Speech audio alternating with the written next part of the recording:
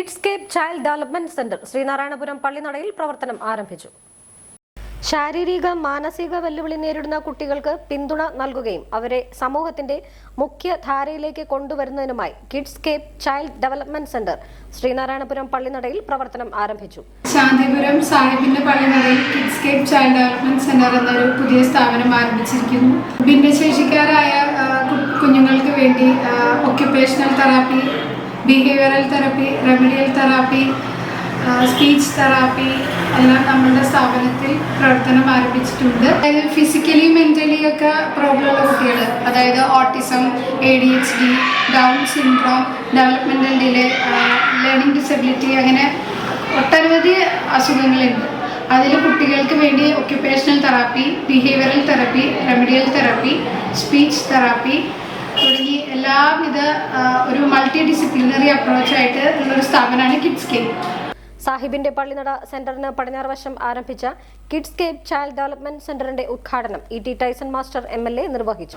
നമ്മുടെ പള്ളിനടയിൽ പുതിയൊരു സ്ഥാപനം കൂടി ആരംഭിക്കുകയാണ്. നമ്മുടെ ഈ പ്രദേശം പലതരം സ്ഥാപനങ്ങൾ ഇപ്പോൾ ആരംഭിച്ചിട്ടുണ്ട്.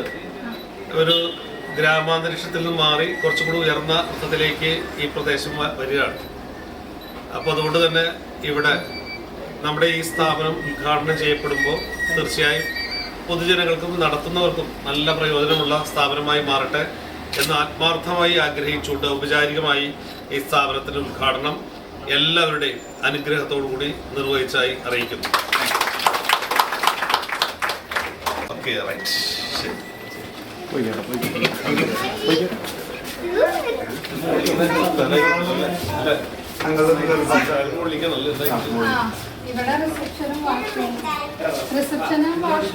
AP Shoukath Ali IPS, youtuber Zeenath Rafeeq എന്നിവർ മുഖ്യാതിഥികളായി.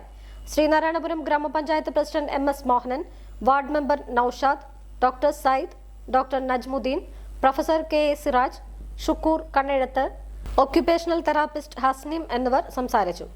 Occupational therapy, speech therapy, special education, psychological counselling services, behaviour therapy, remedial therapy, developmental assessment, parental counselling തുടങ്ങിയ സേവനങ്ങൾ ഇവിടെ ലഭ്യമാണ്. ഇപ്പം നമ്മളുടെ കാലഘട്ടത്തിൽ കൂടിക്കൊണ്ടിരിക്കുന്ന മൊബൈൽ TV അഡിക്ഷൻ കാരണം ഒരുപാട് കുഞ്ഞുങ്ങൾക്ക് ബിഹേവിയറൽ പ്രോബ്ലം, പഠന സംബന്ധമായ ബുദ്ധിമുട്ടുകൾ, അതായത് ഒരു കുഞ്ഞ് ജനിച്ചു, ആ കുഞ്ഞിന് പാല് കുടിക്കാൻ പറ്റുന്നില്ല.